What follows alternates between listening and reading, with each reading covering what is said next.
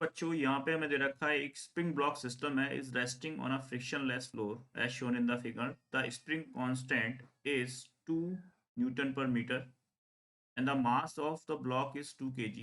Ignore the mass of the spring. Okay, so initially the spring is unstressed condition. The another block of 1 kg is moving with the speed 2 meter per second elastically collide. तो यहाँ पे जो collision है हमें वो elastic दे रखा है. Collision is such that the 2 kg block does not hit the wall. Okay, तो ये वाला जो ब्लॉक है ये वॉल को हिट नहीं कर रहा है. Okay, the distance in meter between the two block when they return to the unstressed position for the first time after collision. So let us discuss. Okay. तो बेटा यहाँ पे अपने को दे रखा है कि हमारे पास हम कंडीशंस ले लेते हैं. ये अपना ब्लॉक है. ओके, अब ये इसके साथ कोलाइड कर रहा है, वो भी इलास्टिकली कोलाइड कर रहा है. तो सबसे पहले हमें यहाँ पे मोमेंटम को कंजर्व कराना है बिकॉज उसके बाद ही हम इसकी वेलोसिटी को निकाल सकते हैं, है ना. आप मतलब आफ्टर कोलिजन क्या सिचुएशन बनने वाली है. तो अगर हम पी को कंजर्व करते हैं, पी कंजर्व, तो मैंने मान लिया कि आफ्टर कोलिजन क्या हो रहा होगा कि जो 1 kg वाला ब्लॉक है वो चल रहा होगा विद वेलोसिटी u एंड जो 2 kg वाला ब्लॉक है 2 kg it is moving with velocity v. This is 1 kg. तो जब हम p को कंजर्व करेंगे तो इनिशियल जो मोमेंटम है वो हमारा इसका हो जाएगा. This is we can write 2 into 1 that is equal to u into 1 plus 2 into v. ये आप इक्वेशन आप लोग को समझ में आ गई होगी, राइट. नेक्स्ट इक्वेशन हम इलास्टिसिटी वाले उससे निकाल सकते हैं.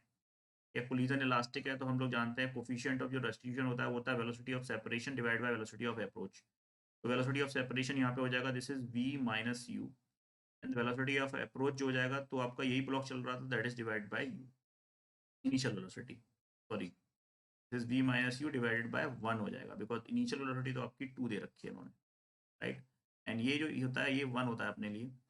यहाँ से हमें सेकंड इक्वेशन मिल गई. This is v minus u is equal to 2. This is your equation number 1 and 2 अपने पास आ गई. अब मैंने ऐड कर दें तो u से u कैंसिल हो जाएगा तो यहाँ से अपने को v मिल जाएगा. तो v आ जाएगा बेटा अपना this is 2 plus 2 this is 4/3 metre per second. इसी वैल्यू को हम किसी भी एक इक्वेशन में रख देंगे तो अपने को u भी मिल जाएगा. तो u अपना आ जाएगा which is -2/3 metre per second. तो अपने को u और v मिल गया. अब देखो इन्होंने बोला क्या है. इन्होंने क्या सिस्टम में हो रहा है कि ये हमारा सिस्टम हो गया है ना. अब जब ये ब्लॉक दोबारा से अपनी इक्विलिब्रियम पोजीशन पे जा रहा है, मतलब ये वाला ब्लॉक कहाँ चल रहा है, देखो ये वाला ब्लॉक जा रहा है इधर, है ना. तो ये बेसिकली ऐसे जाएगा फिर लौट के आएगा यहाँ तक. अब ये आफ्टर कोलिजन क्या हुआ, इसने चलना स्टार्ट कर दिया इस तरफ 1 kg वाले. बिकॉज हमें यहाँ पे डायरेक्शन से समझ में आ रहा है वेलोसिटी हमारी नेगेटिव आ रही है तो ये इस तरफ जा रहा है विद वेलोसिटी अपने को दे रखा है आफ्टर कोलिजन की बात करना है this is u is equal to -2/3 metre per second. अब देखो हमें पूछा है कि इनके बीच का सेपरेशन क्या होगा जब ये अनस्ट्रेस्ड है. तो हम मान लें दोबारा से अपनी इक्विलिब्रियम पोजीशन बोला दैट मीन्स ये वाला टाइम अपने को पता चल जाए, है ना. और ये हम इजीली निकाल सकते हैं. देखो टाइम पीरियड क्या होता है, time to complete one oscillation, मतलब यहाँ से गया फिर लौट के दोबारा यहाँ पे आया, है ना.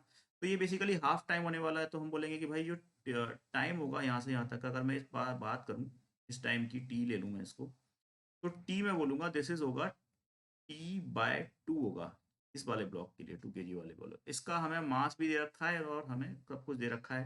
हम निकालते हैं टी, हम लोग जानते हैं दिस इज होता है 2π/2 under root of this m2/k, right. m2 की वैल्यू हमें दे रखी है 2 और k भी कितना दे रखा है that is also given to you 2. तो यहाँ से बेटा टाइम जो आ गया वो आ गया अपना पाई सेकेंड. ओके, अब सेपरेशन निकालना. तो ये वाला तो इक्विलिब्रियम में पहुंचा, अब ये वाला उतने टाइम में इधर चल गया होगा. तो हम निकाल रहे हैं डिस्टेंस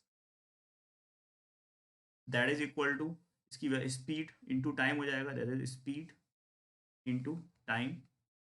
स्पीड आपको दे रखी है 2/3, माइनस लेने की कोई ज़रूरत नहीं है ना. 2/3 इनटू टाइम हमारा हो जाएगा पाई. पाई को हम लोग 22/7 लिख सकते हैं. तो ये बेटा अपना आ गया दिस इज 44 डिवाइडेड बाय 21.